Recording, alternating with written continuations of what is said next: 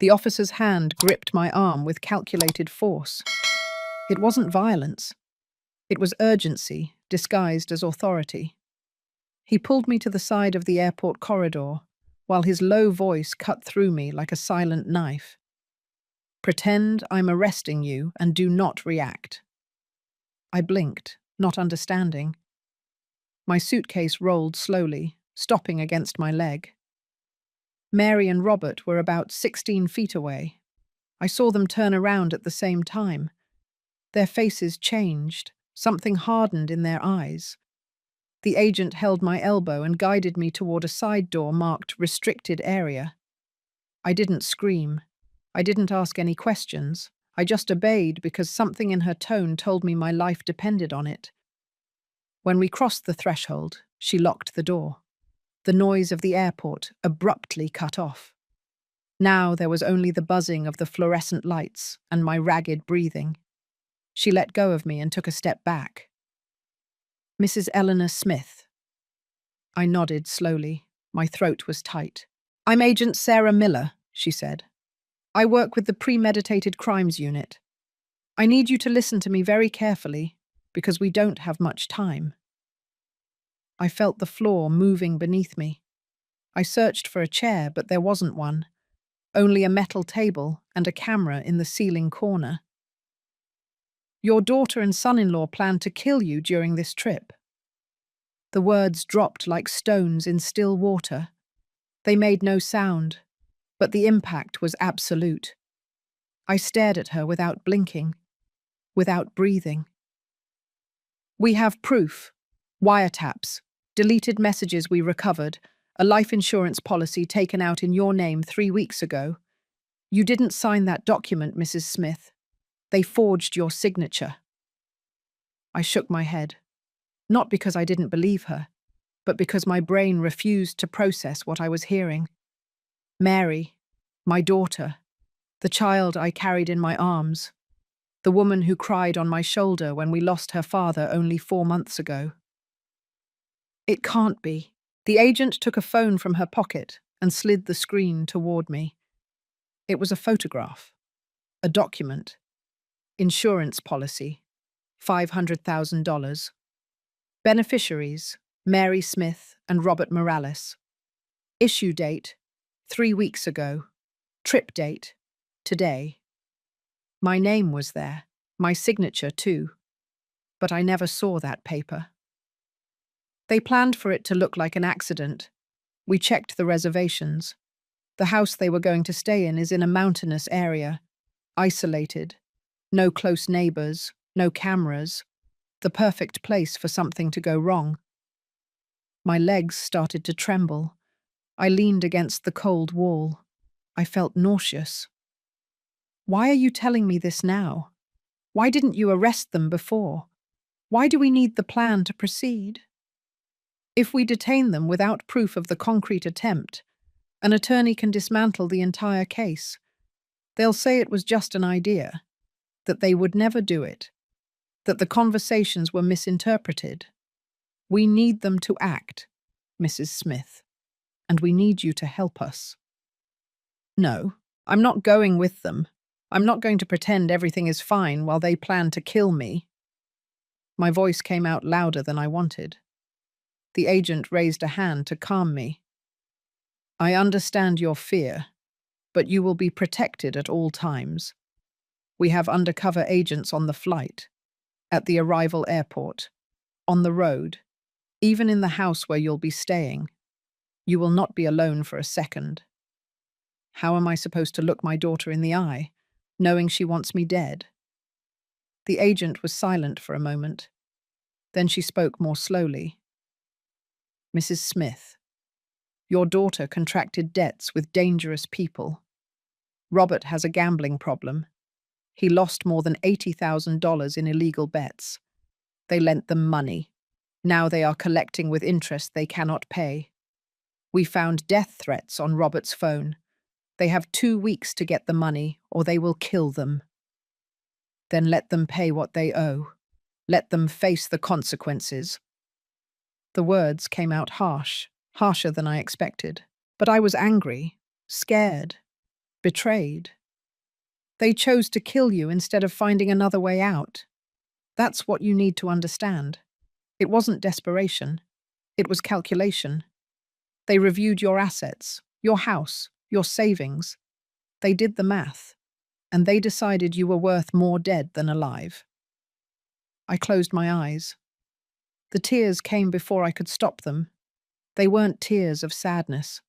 They were of rage, of humiliation, of a pain so profound it had no name. How long have I been a burden to my own daughter? The agent didn't answer.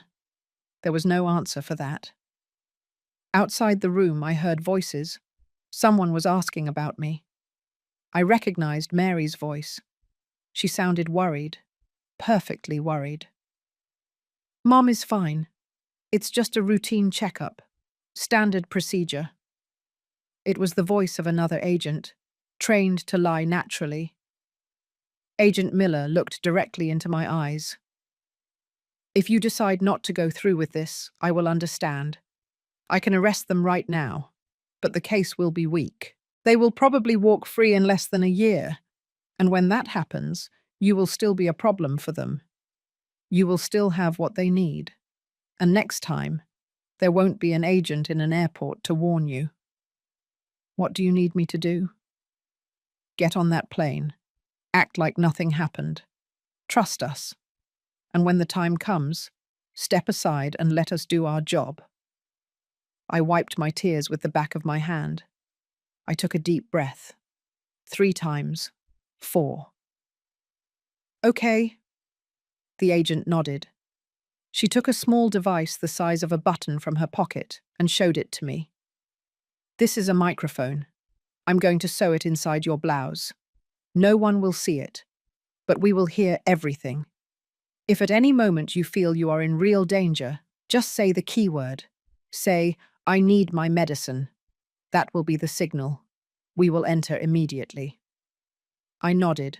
She worked quickly. Her hands were steady, professional. In less than 2 minutes, the device was hidden under the fabric near the collar. Ready, I looked at myself in the small mirror hanging on the wall. I was still me. Eleanor Smith, 69 years old, a 4-month widow, mother of a daughter who wanted her dead. Breathe normal, talk normal, don't change your behavior. They cannot know that you know. How am I supposed to do that? Because you are stronger than you think, Mrs. Smith. And because if you don't, they win. The agent opened the door. The noise of the airport flooded the space again. Mary was there, standing next to Robert. Their faces lit up when they saw me come out. Mum, are you okay? You scared us. Mary walked toward me and hugged me. I felt her arms around my body, her perfume, the same one she had worn since she was 20. I forced myself to return the hug, to smile. I'm fine, honey. It was just a misunderstanding with the documents. It's resolved now. Robert took my suitcase. He smiled too, that smile that always seemed kind. Now I only saw calculation behind his teeth. Let's go then, Mrs. Smith.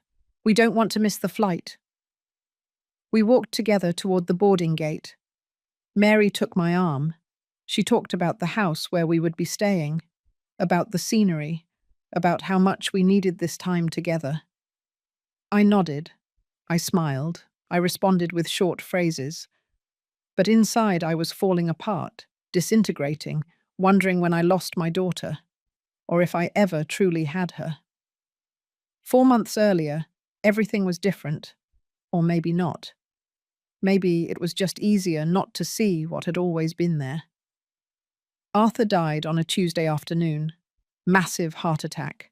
No warning, no goodbye. We were watching television when he reached for his chest and looked at me with those eyes that still took my breath away after 42 years of marriage. Eleanor, I'm hurting. Those were his last words. 3 words that still wake me up at night. Mary arrived at the hospital an hour after the doctors confirmed what I already knew. My husband was gone. The man who built our house with his own hands, who saved every dollar as if it were his last, who taught me to be strong even when I didn't want to be. I cried so much I thought my body would break in two. Mary hugged me. She held me while I trembled against her shoulder. She drove me home because I couldn't drive. She made me tea. She forced me to eat even though every bite felt like glass in my throat. That night, I slept at her house.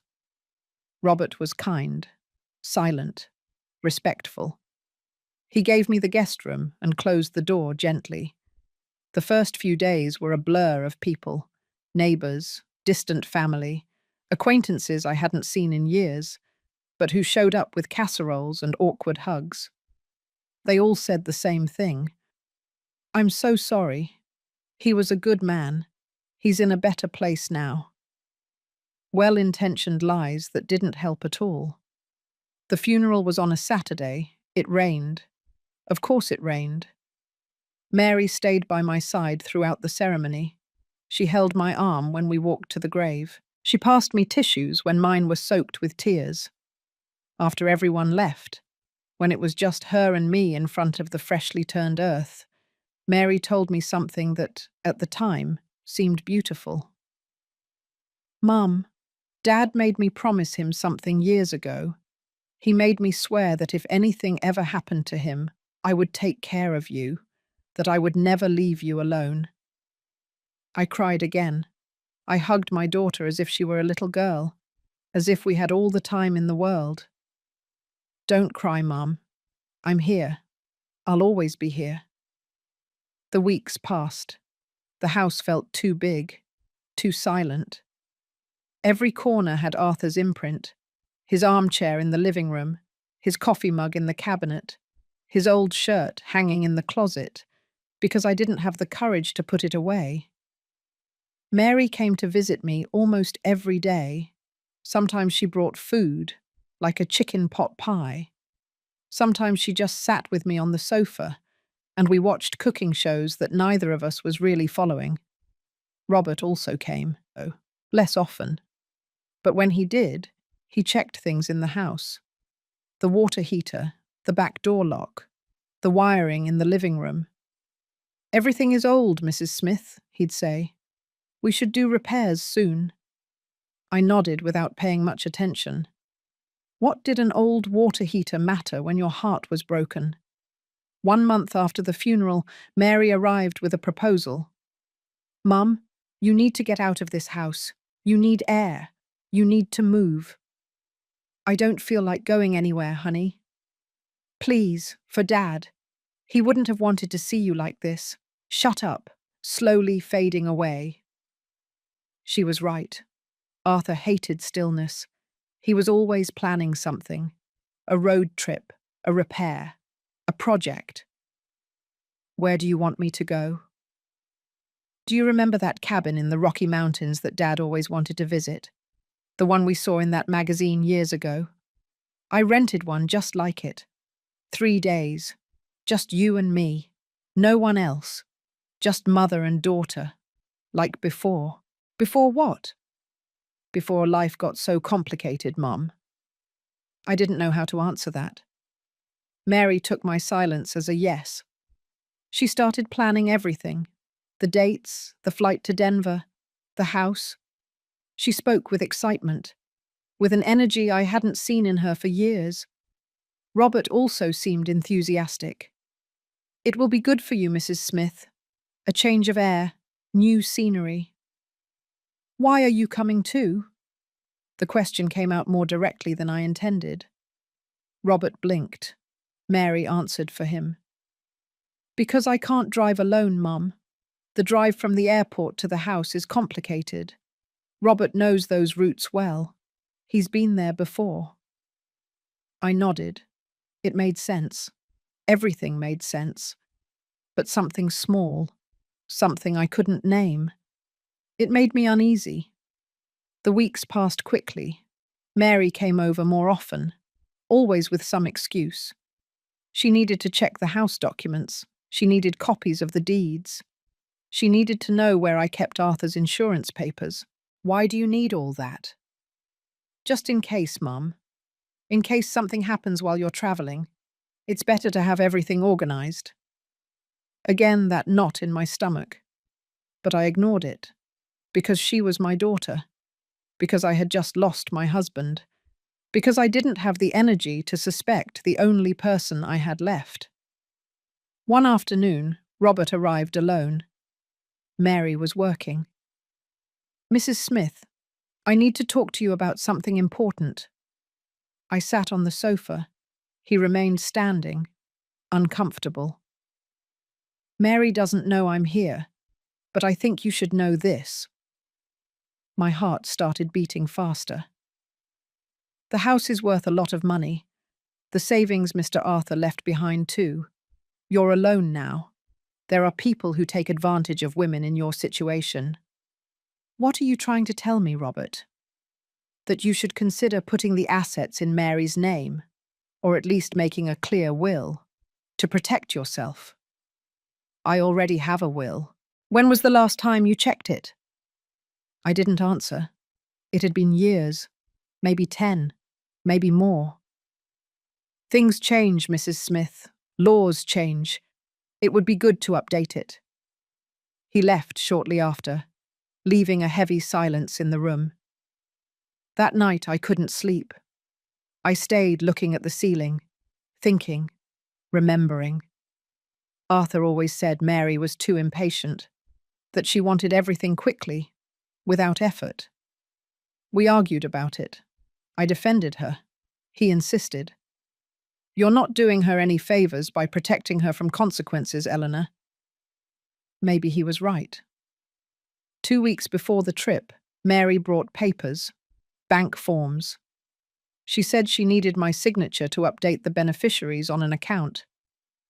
I signed without reading, without asking. Now, sitting on that plane, with the microphone hidden under my blouse, with my daughter sleeping next to me and Robert checking his phone in the seat ahead. Now I understood. The papers weren't from the bank, it was the insurance. The insurance that would turn me into $500,000 upon my death. Mary opened her eyes. She smiled at me sleepily. You slept, Mum. A little. A lie. I hadn't closed my eyes for a second. Robert turned from his seat. We're almost there, Mrs. Smith. You're going to love the house. I'm sure I will. I smiled. Because that's what Agent Miller had told me to do. Act normal. Don't change anything. But inside I was crumbling. Piece by piece, question by question. When did my daughter stop seeing me as her mother and start seeing me as a problem she needed to solve? The first signs had been there all the time. I simply didn't want to see them. 2 weeks after Arthur's funeral, Mary showed up with questions. They weren't questions from a worried daughter. They were questions from someone taking inventory. Mum, how much did Dad leave in the savings account? I don't know exactly, honey.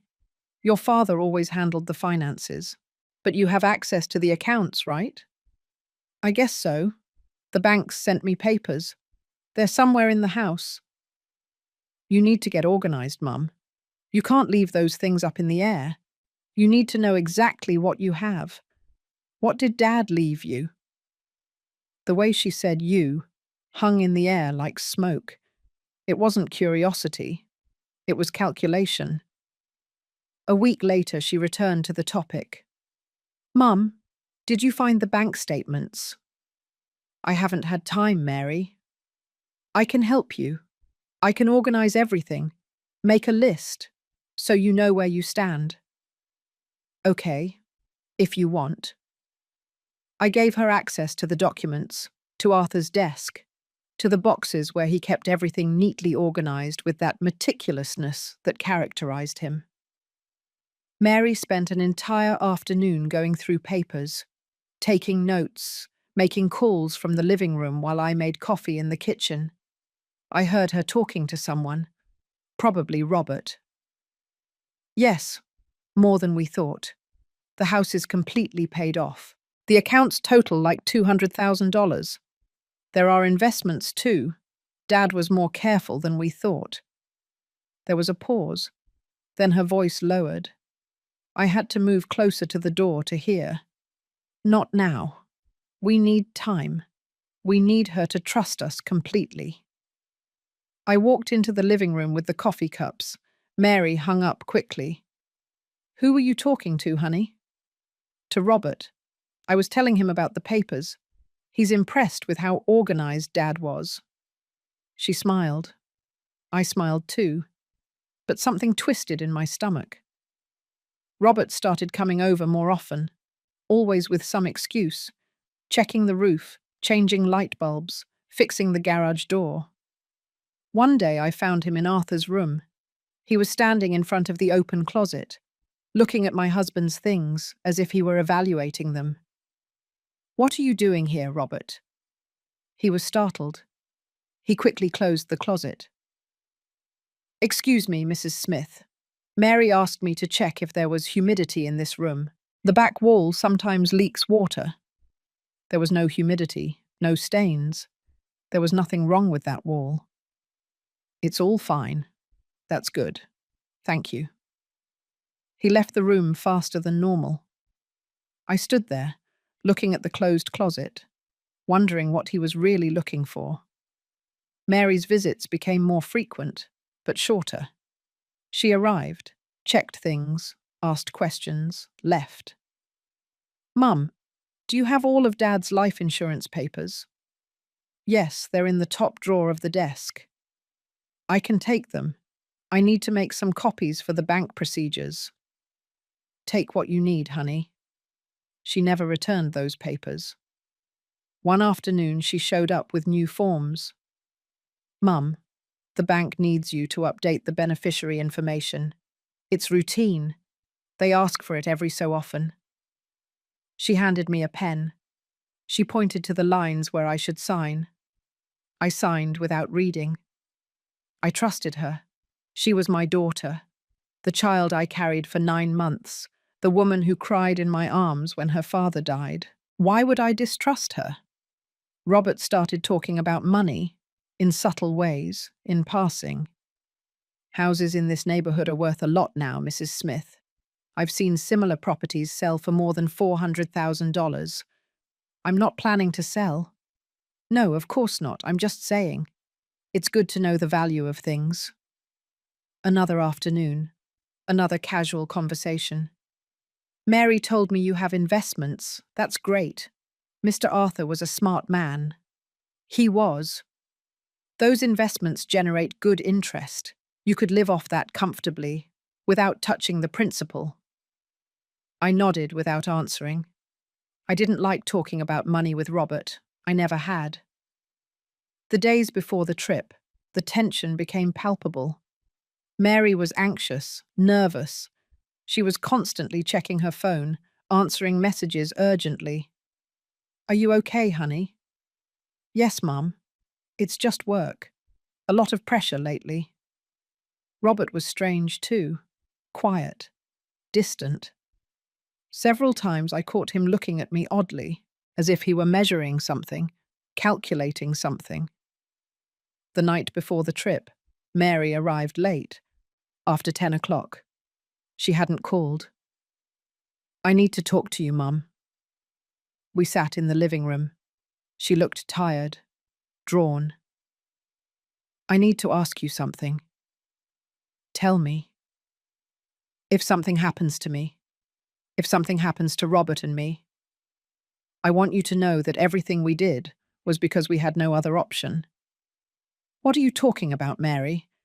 She shook her head. She wiped her eyes even though she wasn't crying. Nothing. Forget it. I'm tired. The trip has me stressed. She left quickly. She left the door ajar. I stayed sitting in the living room, with my heart beating fast, with that feeling that something was wrong. Very wrong. But I had no proof. I had nothing concrete. Just feelings, suspicions, strange looks and uncomfortable questions. The next day at the airport, while we waited to board, Robert was checking his phone. I saw him write something, then delete it, then write again. I moved closer without him noticing. I managed to see part of the message. Don't worry. Everything will be fine. In 3 days, we'll have the money. He turned the screen away quickly when he sensed my presence. Ready to board, Mrs. Smith? I nodded. I smiled. I acted normal. But at that moment, I knew, not consciously, not in a way I could explain, but something in my body, in my instinct, screamed at me to run. 10 minutes later, Agent Miller grabbed my arm, and everything I had been ignoring, everything I had been justifying, everything I had been burying under layers of denial and maternal love, surfaced abruptly. The papers I signed without reading, the questions about money, the strange visits, the rush to organize the trip. Robert's insistence on coming with us, the way Mary checked the house as if she were taking inventory. It wasn't paranoia. It wasn't grief clouding my judgment. It was real. My daughter had been planning my death, and I had been unknowingly facilitating it. Now I was sitting on the plane, with them next to me, with the microphone hidden under my blouse, with the absolute certainty that the two human beings closest to me wanted to see me disappear. Mary rested her head on my shoulder. I love you, Mum. I love you too, honey. A lie. We were both lying, but only one of us knew it. The proof came the first night in the mountain house. We had landed 3 hours earlier. The drive from Denver Airport was long, unsettling. Robert drove confidently on narrow roads that twisted between pines and rocks. Mary was in the passenger seat. I was in the back. Watching the landscape become increasingly isolated. There were no other cars, no houses, just wild nature and silence. The house appeared at the end of a dirt road. It was large, modern, with huge windows overlooking a cliff. Beautiful, completely alone. What do you think, Mum? It's beautiful, honey. And it was. But it was also the perfect place for no one to hear a scream. Robert took out the suitcases. Mary opened the main door. I walked in slowly, observing every detail, every corner, wondering where the agents were, where the hidden cameras were, if I was really as protected as they had promised. Rest, Mum. The trip was long. I'll prepare some dinner. Mary took me to the main bedroom. King-size bed, private bathroom, forest view, everything perfect, everything prepared. I sat on the bed after she closed the door. I took a deep breath. I touched the small microphone hidden under my blouse. It was still there. It was still working. Oh, I hoped so. Dinner was tense, at least for me. Mary and Robert acted normally. They talked about the scenery, the weather, the plans for the next day. We could go for a hike, Mum. There's a trail that leads to an incredible lookout point. Maybe. I'll see how I feel. Robert poured wine. I refused my glass. I don't feel like alcohol, honey. Come on, Mum. Just one glass. To celebrate that we're together. She insisted so much that I finally accepted. But I didn't drink. I pretended to bring the glass to my lips. I barely wet my lips. I left it on the table. I saw Robert watching me, how his eyes followed my glass, waiting for something. After dinner, I excused myself. I said I was tired, that I needed to sleep. Mary hugged me. Rest, Mum. Tomorrow will be a beautiful day. I locked the bedroom door. I stood in the middle of the room, listening. I heard them talking in the living room. Their voices were low, but I could distinguish the tone. Frustration, impatience. She didn't drink enough. It was Robert's voice. We'll have to try something else. Mary's voice. I sat on the bed. My hands were trembling. They had tried to drug me. On the first night, without even waiting, without even disguising it. I waited an hour, two, until the house was silent. Then I got up. I walked barefoot to the door. I opened it carefully. The hallway was dark, empty. I slipped into the living room. Everything was off except for a faint light coming from the kitchen. I approached slowly, with my heart pounding against my ribs. On the kitchen table there were papers. I recognized them. They were mine. House documents, bank statements, the old will that Arthur had made years ago. And there was something else, a new insurance policy, with my name, with my signature, $500,000. Beneficiaries, Mary Smith and Robert Morales. The issue date was 3 weeks ago, just as Agent Miller had told me. I took out my phone. I photographed everything, every page, every document. My hands were shaking so much that some photos came out blurry, but I kept going, one after another. Then I saw the other paper. It was a printed message, a text conversation between Robert and someone else. I need the money by Friday. I don't care how you get it. If you don't pay, we kill you and your wife, Robert's reply. I'll have it. I'm resolving a family problem. 3 days maximum. Message date, 2 weeks ago. There was more. Another message. This one between Mary and Robert. Are you sure it will work? Yes. No one will suspect. Accidental fall. The place is perfect. No witnesses, no cameras. And what if she resists? She won't resist. She trusts us. She always has. I felt the floor disappear beneath my feet. It wasn't just the money. It wasn't just desperation. It was premeditation. It was coldness. It was that horrible word Robert had used. Family problem. I was the problem. I heard a noise, footsteps. Someone was moving in the hallway. I put the phone away. I quickly backed up to the living room. I hid behind the sofa just as Robert appeared. I saw him walk to the kitchen, check the papers, make sure everything was in order. Then he went back down the hallway. A door closed. I waited 5 more minutes. 10. Then I returned to my room. I locked the door. I sat on the bed. I opened my phone. I checked the photos. They were there. All of them. The complete evidence of what they were planning. I thought about calling the police, about screaming, about waking the neighbors. But there were no neighbors. There was no one. Just forest and silence and 2 people who wanted me dead. I remembered Agent Miller's words. We need the plan to proceed. If we detain them without proof of the concrete attempt, everything falls apart. This was concrete proof. This was enough. But I also realized something else. I had the photos, but they had the originals. What if those papers disappeared? If Mary and Robert realized someone had photographed them, they would change the plan. They would flee, and they would never pay for what they had done. I had to keep going. I had to let them believe I still trusted them, that I was still the naive mother who signed papers without reading, who drank wine without suspecting, who walked toward the cliff without seeing the push coming.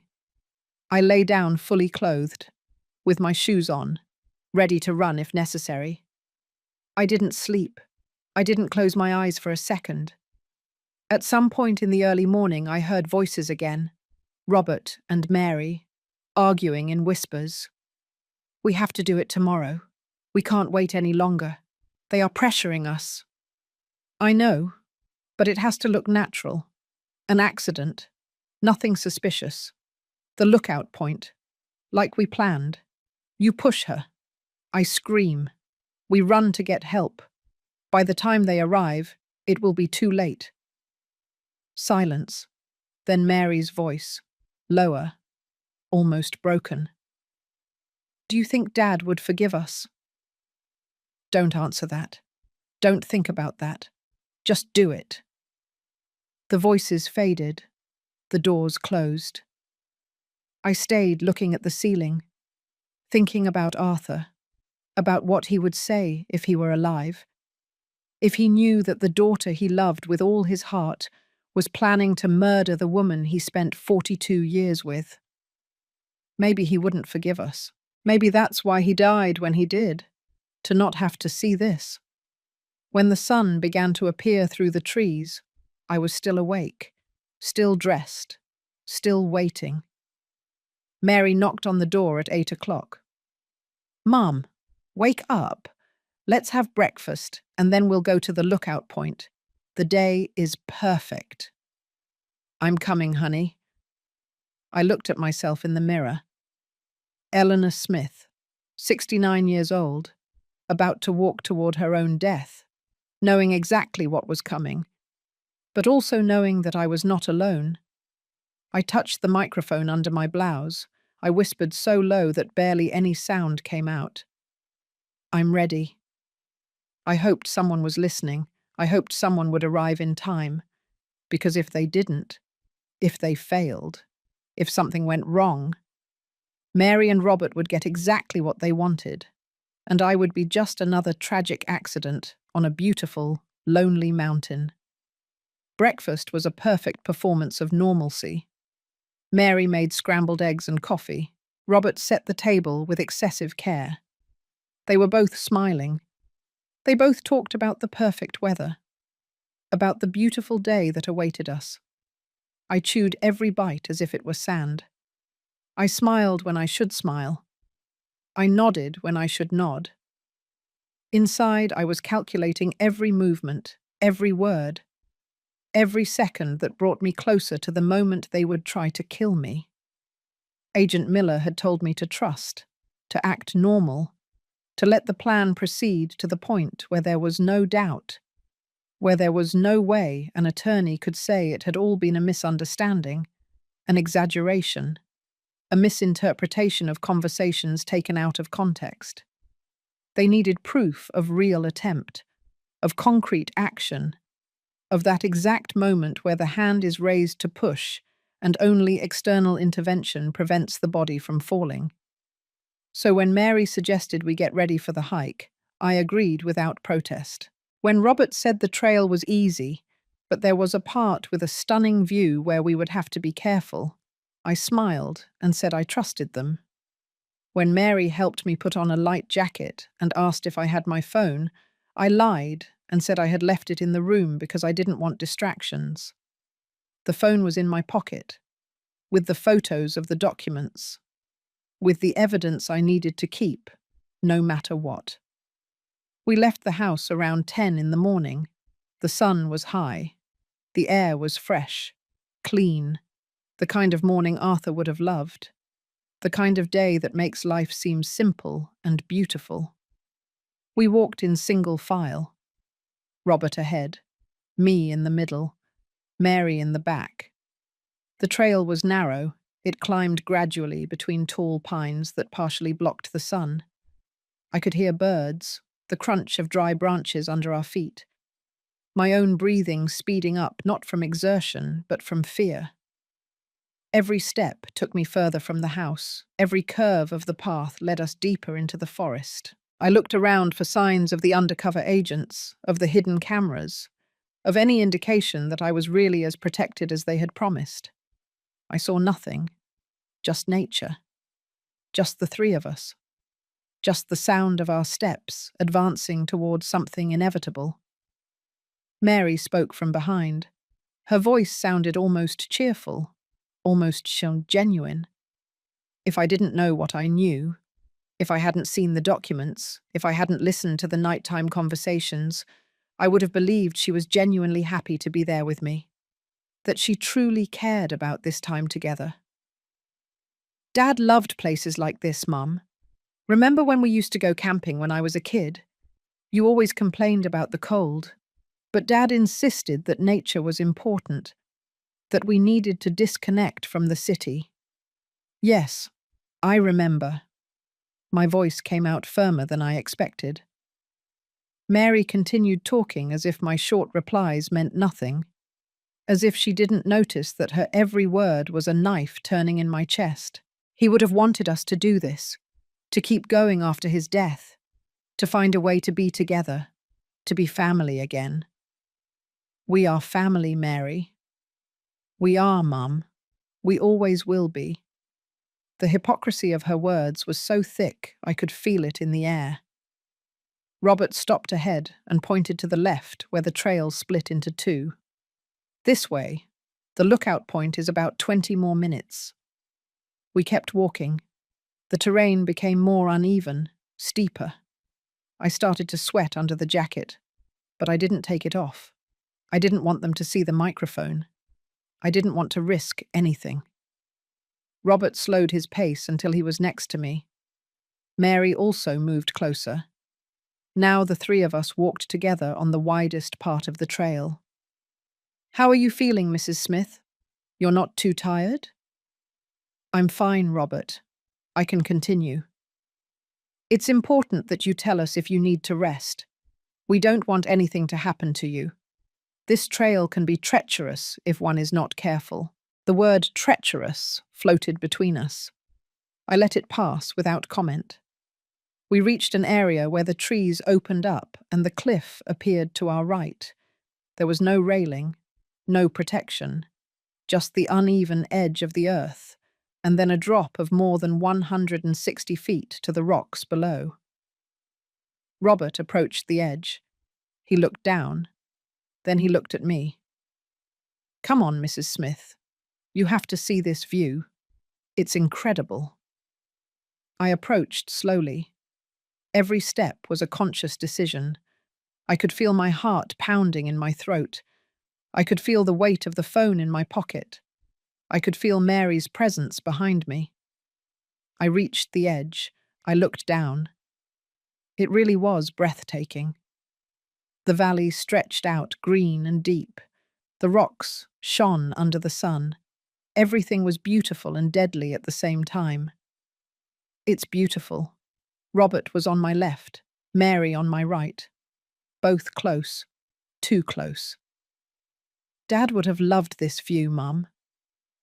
Mary's voice trembled slightly. I wondered if she was nervous, if she was afraid of what they were about to do, or if she was just acting, preparing the ground for the scream of horror that would follow, for the fake tears, for the frantic call to 911 reporting a terrible accident. I felt movement to my right.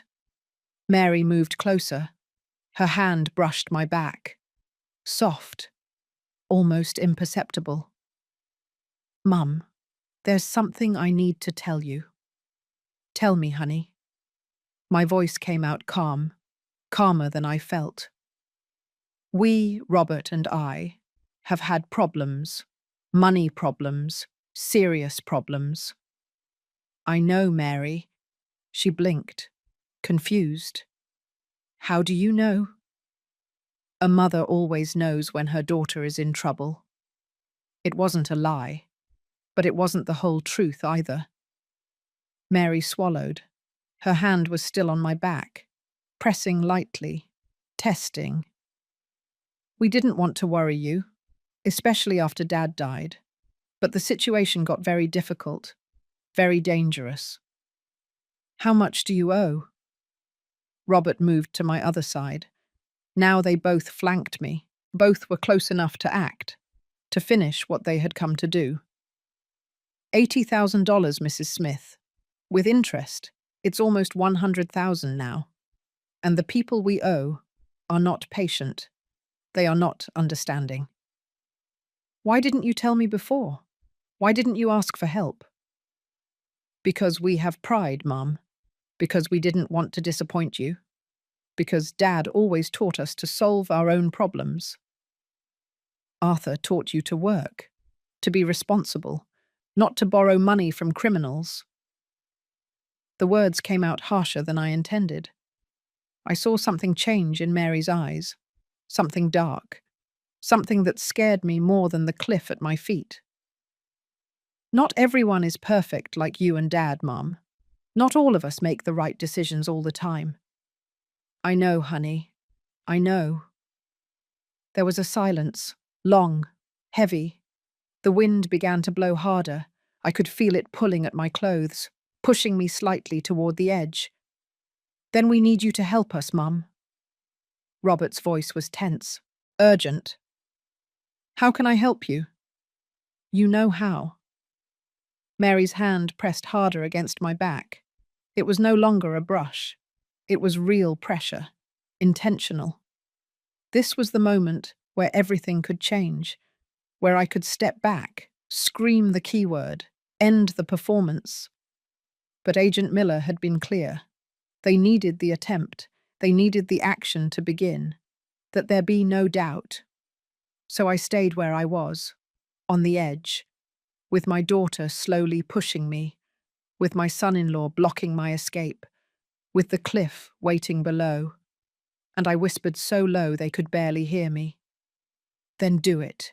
If that's what you came to do, do it now. The pressure on my back stopped. Mary withdrew her hand as if my skin burned. Robert took a step back. They both looked at me with expressions I couldn't decipher. Confusion, fear, maybe some guilt. What did you say, Mum? My voice came out louder this time, clearer. I was no longer trembling. I said if you came here to kill me, then just do it. Stop pretending this is a family hike. Stop acting like you care. Finish what you started. The silence that followed was absolute. Not even the birds were making noise. Mary shook her head, her eyes filled with tears that could be real or could be part of the act. I don't know what you're talking about, Mum.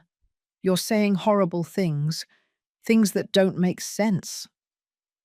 Robert tried to approach, but I raised a hand to stop him.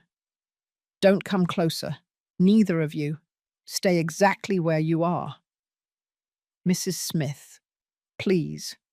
You're misunderstanding everything. Grief sometimes makes people think things that aren't true. I saw the documents, Robert, last night, when you were sleeping. I saw the life insurance. I saw the messages. I saw everything. Mary paled. Robert went rigid. There was no more confusion on their faces. There was only calculation. Quick assessment of the situation, of how bad things were now. Mum, if you saw that, then you have to understand. You have to understand that we had no option, that they will kill us if we don't get the money. Then get the money another way. Sell your things. Ask the bank for a loan. Do whatever it takes, but don't kill your own mother for an inheritance. It's not just inheritance, Mum. It's survival. It's saving our lives. Mary's voice rose. She was no longer trying to hide it. She was no longer pretending to be confused. Now it was brutal honesty, real desperation mixed with resentment that had probably been there for years. You think it's easy for us? You think we didn't try other options? We went to every bank. No one would give us credit. Our credit was destroyed by other previous debts. There was no legal way to get that money in the time we had. And then you thought of me? Yes, then we thought of you. There was something in the way she said it, without apology, without shame, just admitting a fact, which was more honest than all the lies they had told me before. And those people, those men Robert owes money to, are not patient. They don't negotiate. You either pay or you die. Then why didn't you tell me before? Why didn't you come to me honestly and ask for help? Because we don't have time, Mum. Because the deadline is in 3 days. Because even if you sold the house right now, the process would take weeks, months. We don't have weeks. We barely have days. Robert took another step closer. I backed up until my heels touched the edge of the cliff. Small stones broke off and fell into the void. Mrs. Smith, your house is worth $400,000. Your savings total another $200,000. The investments Mr. Arthur made are worth at least $100,000 more. You have almost $700,000 in assets. We need $100,000 to not die. It's a fraction of what you have. A fraction. And the life insurance of $500,000. That's also a fraction. My voice sounded sarcastic, bitter. Robert had the decency to look ashamed for a second. The insurance was in case this didn't work, in case we needed another option. Another way to kill me, you mean? Mary wiped her tears with the back of her hand. When she spoke, her voice was different, harder, colder than anything I had ever heard from her. We didn't want to come to this, Mum. We really didn't. But you made it difficult. Always so careful with your money. Always so distrustful. Dad was the same. Both of you saving every penny as if it were the last thing you had in the world. Never thinking about us, about what we needed, about how difficult it was to live knowing you had so much and we had so little. You have little because you spent poorly, because you made bad decisions, because you lived beyond your means. That is not our fault. Of course not, Mum. Nothing is your fault. You and Dad were always perfect. You always did everything right. While we were the failures, the disappointments, the ones who never measured up. The resentment in her voice was so old that I realized this hadn't started with the debts. This had been growing for years, maybe decades, hidden under smiles and hugs and Sunday visits. Mary had never forgiven us for being careful, for being responsible, for not giving her everything she wanted when she wanted it. Robert moved to my left, Mary to my right. Again they were flanking me. Again they were cornering me against the cliff. This doesn't have to be difficult, Mrs. Smith. It can be quick, painless. A terrible accident. We call 911. We cry. We act devastated. No one suspects anything. You no longer suffer from the loss of Mr. Arthur. And we get the money we need to survive. Everyone wins. Except me. I die. You're already dead, Mum. Since Dad died, you're just existing, wandering around that empty house, crying over a man who's no longer here. At least this way your death would have a purpose. It would save us. It would give us a chance. I couldn't believe what I was hearing. I couldn't process that these words were coming out of my daughter's mouth. The child I had carried, fed, loved with every cell of my body. I'm not going to let you kill me. I'm not going to make things easy. If you want my money, you'll have to earn it another way. There is no other way, Mum. We already explained it to you. We already told you we don't have time. Then die. If you took out debts with criminals, if you gambled money you didn't have, if you lived lives you couldn't afford, then face the consequences. But don't ask me to pay for your mistakes with my life. Mary looked at me with pure hatred. There were no more tears. There was no more sadness. There was only rage. You were always so selfish, Mum. Always thinking only of yourself, of what you wanted, of what you needed. You never truly saw us. You never cared about us beyond fulfilling your role as the perfect mother. That's not true. Of course it's true. And now that we finally need you, when we finally ask you for something real, something that matters, you refuse. You prefer to cling to your money, to your house, to your things, than to save your own daughter. You are not asking me for money, Mary. You are asking me for my life. There's a difference. Robert took something out of his pocket. I couldn't see exactly what it was, but the movement was fast, threatening. I'm sorry, Mrs. Smith. I really am. But this has to end now. He took a step toward me. Mary did the same on the other side. I was trapped. The cliff behind, them in front. There was no escape.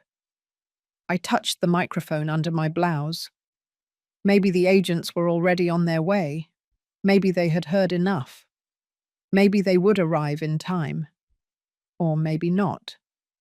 Maybe I had trusted the wrong people. Again. I closed my eyes. I thought about Arthur, his smile, his calloused hands, the way he looked at me as if I were the most valuable thing in the world. Forgive me, my love.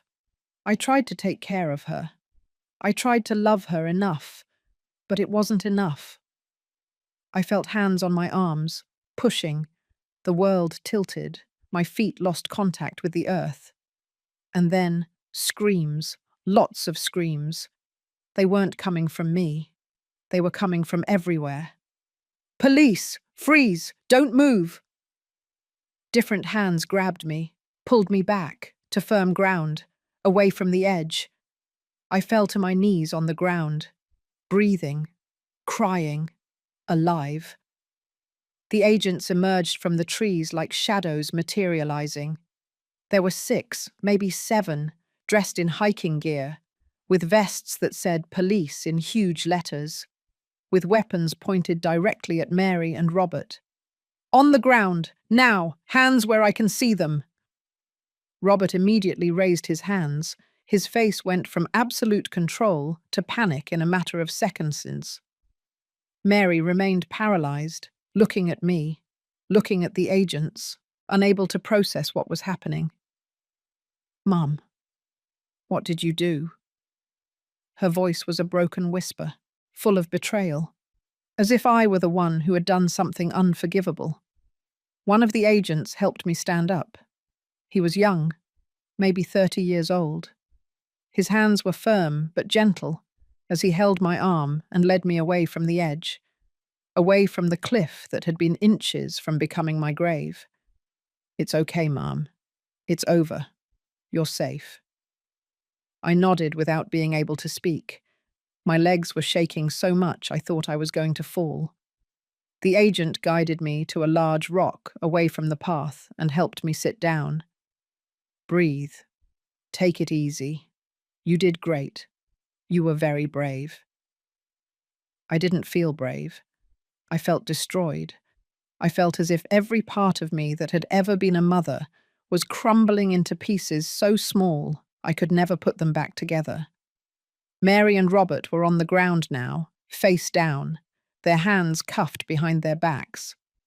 2 agents guarded them while others checked their pockets, their backpacks, everything. Agent Miller appeared from the same place the others had come from. She walked directly toward me. She knelt in front of the rock where I was sitting. Her face showed relief, but also tiredness, as if she, too, had been holding her breath the entire time. Mrs. Smith, we got everything, every word, every movement. We have enough proof to prosecute them for attempted premeditated murder, conspiracy, fraud, everything. I nodded again. I still couldn't find words. I know this is difficult. I know it's probably the hardest thing you've ever done. But thanks to you, 2 dangerous people won't be able to hurt anyone else.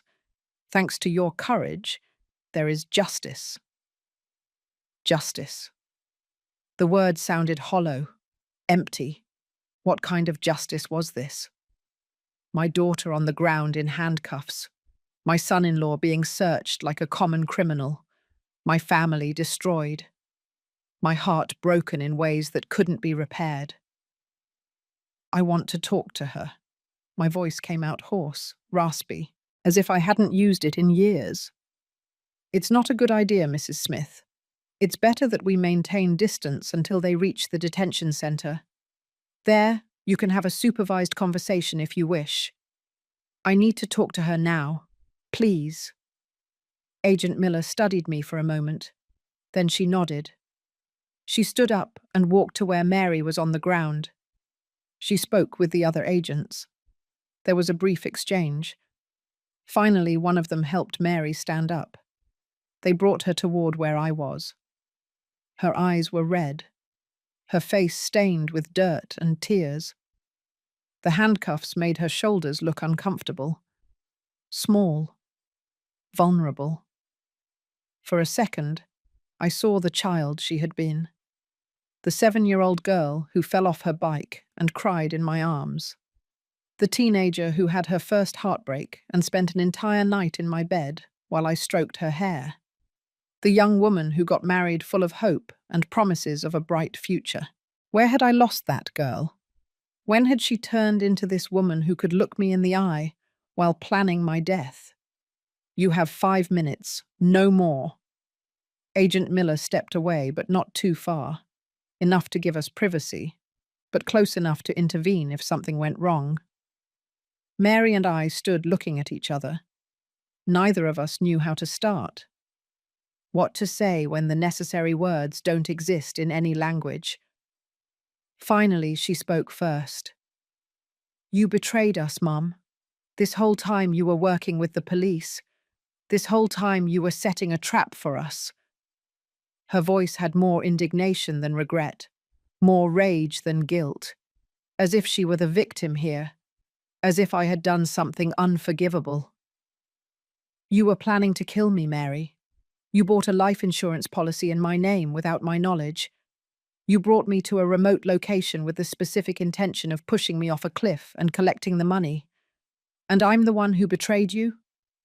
We needed that money, Mum. We explained it to you. We told you exactly why. It wasn't something we wanted to do. It was something we had to do. No one has to kill their mother, Mary. No one. No matter how much money they owe, no matter how desperate they are. There are lines that you don't cross. And you didn't just cross that line. You erased it completely." She shook her head. Tears ran down her cheeks, but her expression remained hard, defensive. "You don't understand what it's like to have real fear, Mom. Fear of being killed, of hurting the people you love. You lived your whole life safe, protected, with Dad taking care of you, with money in the bank, with a paid-off house. You never had to make impossible decisions." "You're right. I never had to decide between killing my mother or facing consequences. You know why? Because I would never have put myself in a situation where that was an option. Because your father and I lived responsibly. We worked hard. We saved. We didn't spend money we didn't have. We didn't make stupid bets. We didn't borrow money from criminals. Always so perfect, Mum. Always so superior. Always looking at us as if we were disappointments. As if we never measured up to your impossible standards. I never looked at you like that. I loved you. I supported you. I gave you everything I could give you. If you felt it wasn't enough, then that's something you have to resolve with yourselves, not with me." Robert shouted something from where he was. The agents immediately silenced him. Mary turned toward him. Then she looked at me again. There was something different in her eyes now. Something softer, more broken. "I'm going to jail, aren't I, Mum? I'm going to lose everything. My life, my future, everything." "Yes, probably yes." "And you're going to let that happen. You're not going to help me. You're not going to drop the charges. You're not going to do anything." I looked at her for a long time, thinking of all the times I had protected her, all the times I had intervened for her, that I had softened the consequences of her bad decisions, that I had put my body between her and the hard world that didn't forgive mistakes. Arthur was right. Protecting her from consequences hadn't helped her. It had only turned her into someone who believed the rules didn't apply to her, that there would always be someone who would rescue her, that she would never truly have to pay for what she did. "I'm not dropping the charges, Mary. You tried to kill me. You planned my death with coldness, with detail, without a moment of doubt until you were caught. I can't forgive that. I won't forgive that." I'm your daughter, Mum. Your only daughter. How can you do this to me? You are my daughter, and that's why this hurts more than you can imagine. But you are also an adult who made decisions, horrible decisions, and now you have to live with the consequences of those decisions. She started crying for real now, deep sobs that shook her entire body. She fell to her knees in front of me, her hands still cuffed behind her back, vulnerable, broken. Please, Mum, please don't do this. I swear I'll change. I swear I'll be better. Give me one chance, just one more. How many chances have I given you already, Mary? How many times did I rescue you from problems you created yourself? How many times did I pay your debts, cover your mistakes, lie for you? And every time you promised me it would be the last, that you would change, that you would learn. This time is different, Mum. I swear. You're right. This time is different. Because this time the consequence is not lost money or social shame. This time you plan to take my life. And that is a line that, once crossed, has no return. The agents approached. The time was up. They lifted Mary from the ground. She was still crying, still repeating please over and over like a broken mantra. I watched her walk away. I watched them take her down the trail back. I saw Robert walking ahead of her, both in handcuffs, both defeated, both heading for a future that would be very different from the one they had imagined when they planned this trip. Agent Miller sat down next to me on the rock. She didn't say anything for a long time. She just stayed there, present, silent. I did the right thing. It wasn't a question, but I needed to say it out loud. I needed to hear myself say it. You did the only thing you could do, Mrs. Smith. You chose your own life. You chose justice. You chose not to allow love to become complicity. I wiped away the tears I hadn't realized were falling. I don't feel like I won anything. You didn't win. You survived. And sometimes that's all we can do. Survive and decide what comes next. What comes next? That's for you to decide. But now we need to get down this mountain. There's a unit waiting below. We need to take your formal statement. There are papers to sign, processes to follow. She helped me stand up. My legs were still trembling, but I could stand. I could walk. I could keep going.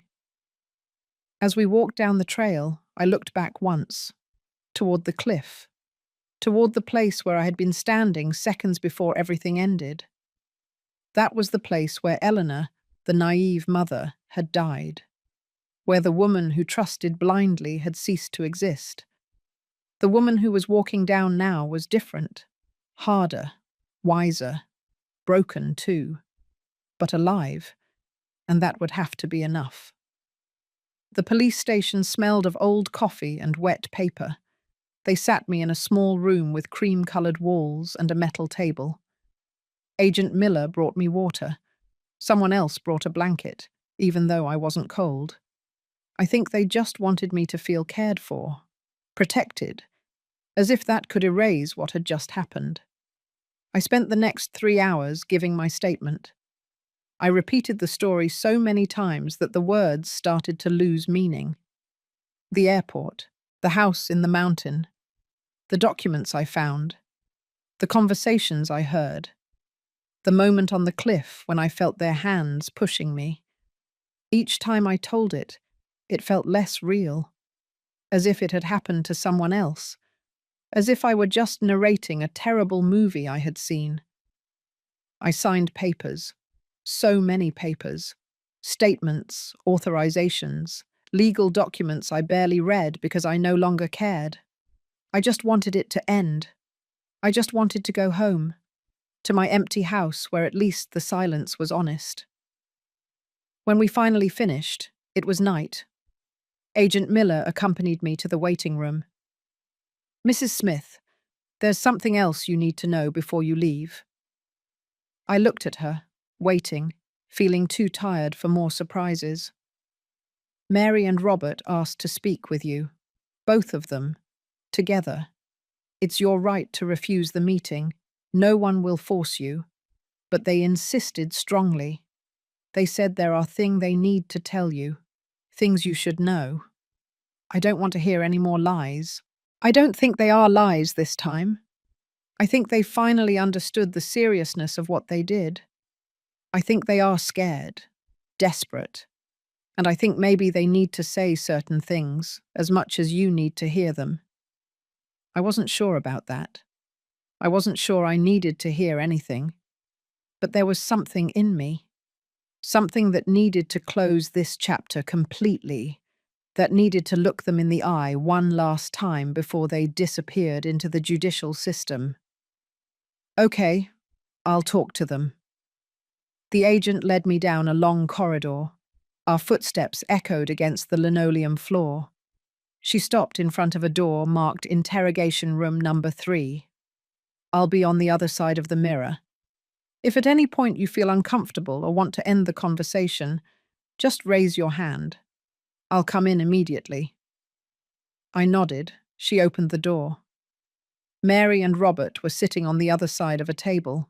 They were no longer handcuffed, but there was an officer standing in the corner, watching. Their faces looked different under the fluorescent lights, paler, smaller, more human than they had seemed on the mountain. I sat across from them. No one spoke for a long moment. The silence was so dense I could feel it pressing against my chest.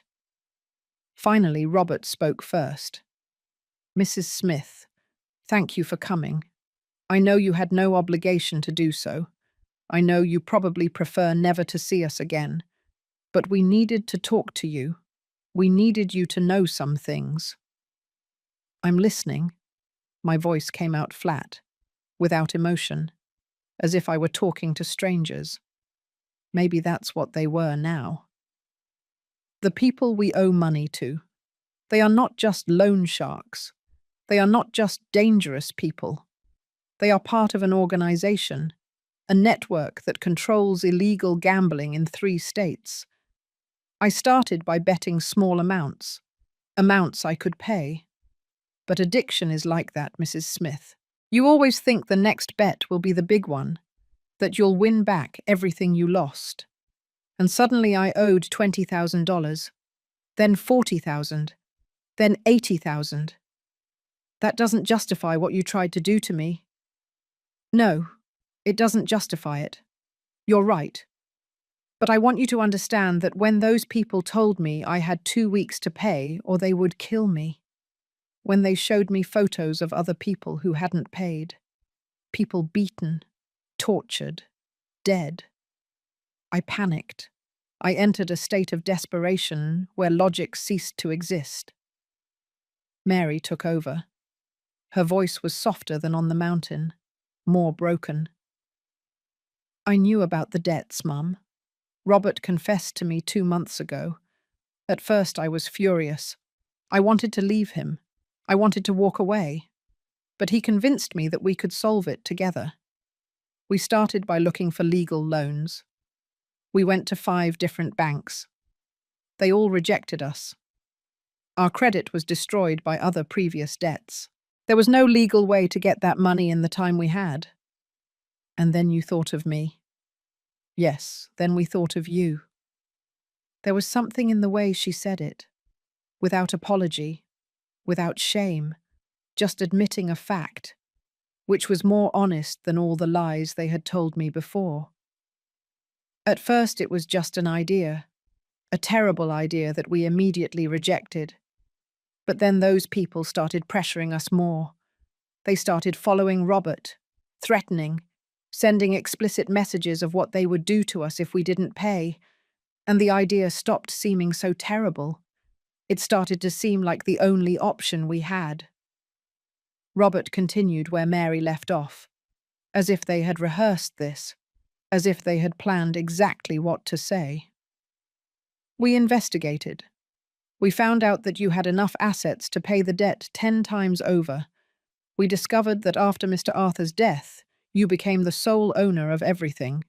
The house, the accounts, the investments, everything in your name. And we calculated that if something happened to you, everything would pass to Mary as the sole heir. We could sell the house, liquidate the accounts, pay the debt, and we would still have enough left to start over. Then you bought the life insurance. Yes, the insurance was an extra, a way to ensure we would have immediate liquidity. $500,000 is paid out within weeks after an accidental death. We wouldn't have to wait months for the house to sell. We could pay the debt immediately, save our lives immediately. Mary leaned forward. There were tears in her eyes, but her voice was firm. Mum, I know what we did is unforgivable. I know we planned something monstrous. But I need you to understand that we didn't do it coldly. We didn't do it because we hated you. We did it because we were terrified, because we saw the deadline approaching and we had no other way out. There is always another way out, Mary. It's always. You could have come to me honestly. You could have told me everything. We could have looked for solutions together. We thought about it, Mum. We really thought about it. But we were afraid of your reaction, afraid you would refuse, afraid you would judge us. Dad was always so hard on us when we made mistakes, always so disappointed. We thought you would be the same. I wasn't, Arthur. I loved you differently, in a way that was perhaps too soft, too permissive. And look where that led us. Robert put his hands on the table, flat, open, like surrendering. Mrs. Smith, we are going to prison. Our attorney already explained it to us. With the evidence they have, with the recordings, with everything, we are going to be convicted, probably for many years. We accept that. We deserve it. But there is something else you need to know, something that complicates everything even more. What is it? The men I owe money to, they are not going to stop because I'm in prison. They are going to look for other ways to collect. And the easiest way, the most obvious, is to go after the people I care about, go after Mary, or go after you. I felt the air rush out of my lungs. You are threatening me now. You are saying that if I don't pay them, they will hurt me. It's not a threat, Mom. It's information. It's the reality of the situation. These people don't forgive debts. They don't forget. If Robert doesn't pay, if I don't pay, they will seek to collect in any way possible. And you have the money. You are the obvious solution for them. Mary wiped her tears. That's why we needed to talk to you, Mum. Not to ask you to drop the charges, not to ask for forgiveness that we don't deserve, but to warn you, to tell you that even though we are locked up, even though we pay for what we did, you are still in danger. And this time there will be no undercover agents protecting you. There will be no one listening. You will be alone against people much more dangerous than us. The silence that followed was absolute. I looked at my daughter, at my son-in-law, two people who had tried to kill me, who were now warning me of another danger, not out of kindness, but because that danger also reached them. How much exactly do you owe? $100,000, Mrs. Smith, with accumulated interest, maybe $110,000 now. And if I pay that debt, if I liquidate that money directly to those people, will they leave everyone alone? You, me, anyone? Robert nodded slowly. Yes, if the full debt is paid, if the account is closed, they have no reason to keep pressuring. It's just business for them. It's not personal. Mary looked at me with pleading eyes. Mum, I know I have no right to ask you for anything. I know I should leave you alone.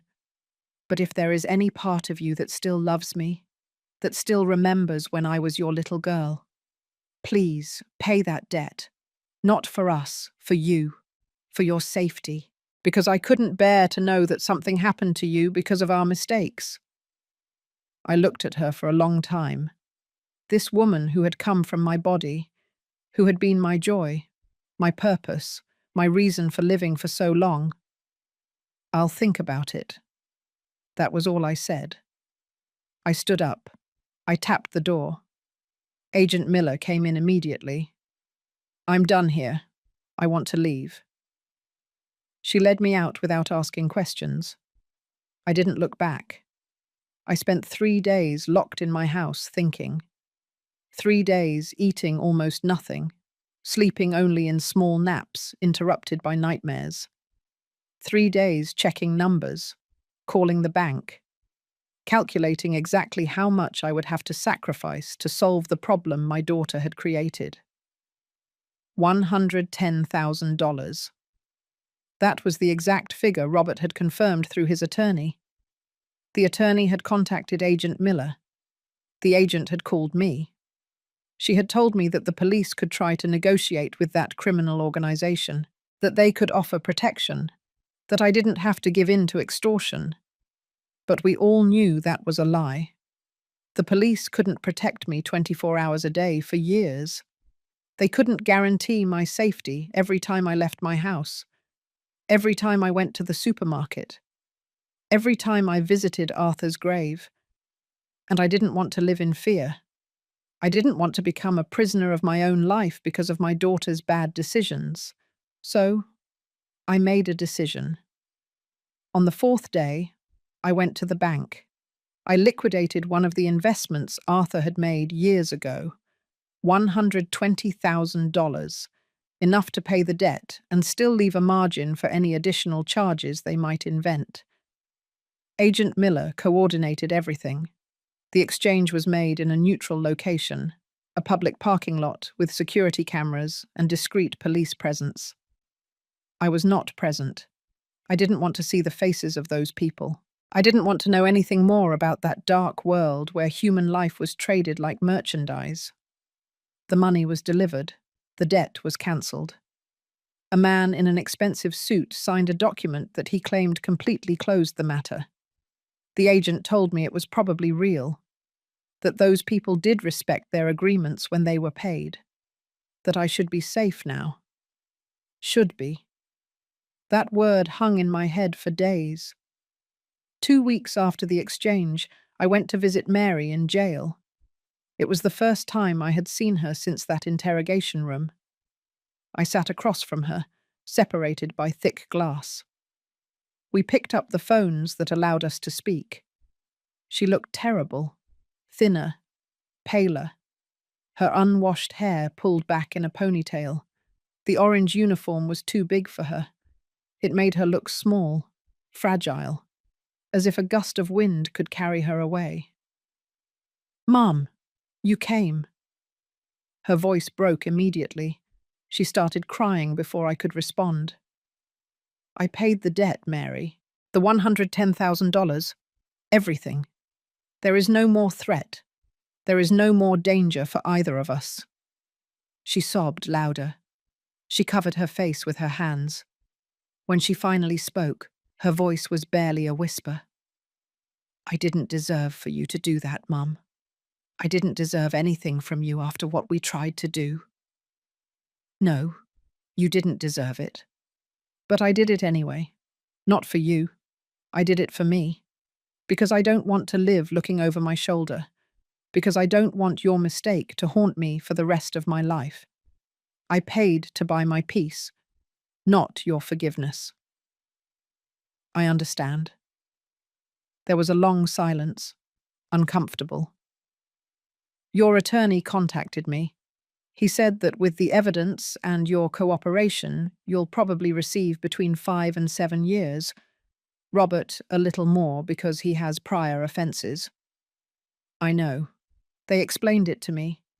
He also told me that you wanted me to testify on your behalf, to say that you are a good mother, a good person, that you made a mistake out of desperation." Mary looked at me with hopeful eyes. You would do that, Mum. You would help reduce my sentence? No. The word came out firm, clear, without doubt. I am not going to testify on your behalf, Mary. I am not going to stand in front of a judge and lie by saying this was a momentary mistake. Because it wasn't. It was planned, calculated, executed with coldness. And although I understand you were desperate, even though I paid your debt to protect both of us, I am not going to minimize what you did. But I'm your daughter, Mum. You are. And that's why it hurts so much. That's why it's hard for me to breathe every time I think about what happened. But being your mother doesn't mean protecting you from the consequences of trying to murder me. There's a limit, Mary, and you crossed it. She lowered her gaze, her shoulders shook with silent sobs. When you get out of prison, when you have served your sentence, if you want to try to rebuild something, some kind of relationship, I will be willing to listen to you, to consider the possibility of forgiving you someday. But that will be years from now. Not now. Not soon. I'll be old when I get out, Mum. I'll be in my 40s, maybe 50s. I'll have lost the best years of my life. I almost lost all my remaining years, so don't expect me to feel sorry for you. I stood up to leave. Mary hit the glass with the palm of her hand. Mum, wait. Please, don't go like this. I stopped. I looked at her one last time. I love you, Mary. I will always love you because you are my daughter. But I don't like you right now. I don't like the person you became. And I don't know if I can ever look at you again without seeing that moment on the cliff, without feeling your hands pushing me toward death. That is something you are going to have to live with. And so am I. I hung up the phone. I turned around. I walked toward the exit without looking back. 3 months later, I sold the house. The house Arthur built. The house where Mary grew up. The house full of memories that now suffocated me every time I walked in. I moved to a smaller apartment in another city, closer to my niece, Jennifer, my sister's daughter who died years ago. Jennifer had 2 young children who welcomed me with hugs and laughter, who called me grandma even though we weren't directly related by blood. Jennifer helped me organize my new life, decorate the apartment, find new routines, new purposes. She invited me to dinner every Sunday. She included me in birthdays and celebrations. She made me feel part of a family again. I invested the rest of Arthur's money safely. I consulted with attorneys. I made a new will. I left everything clearly established. The house where the money would grow that would someday be for Jennifer's children. For the people who had shown me real love. Unconditional love. Without calculations. Sometimes I think about Mary.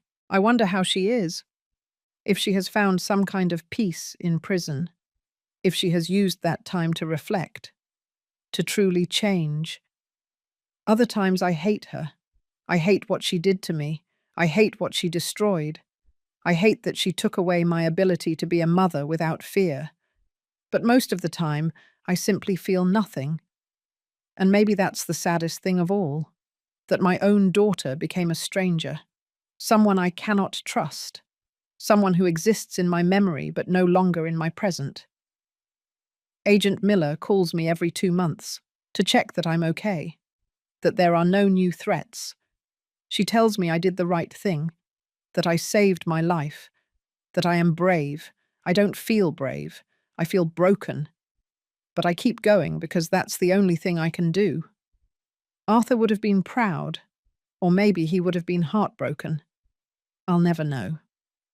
What I do know is this. I learned that love is not enough, that being a mother doesn't mean sacrificing yourself until you disappear, that there are limits that must exist even in the most sacred relationships. I learned that I deserve to live, that my life has value, that I am not a means to anyone's ends. And I learned that family is not always blood. Sometimes it's the people who choose to stay, who choose to love you without asking for anything in return, who choose to see you as a person and not as a resource. Eleanor Smith, 69 years old, widow, survivor. That's who I am now, and for the first time in a long time, that is enough.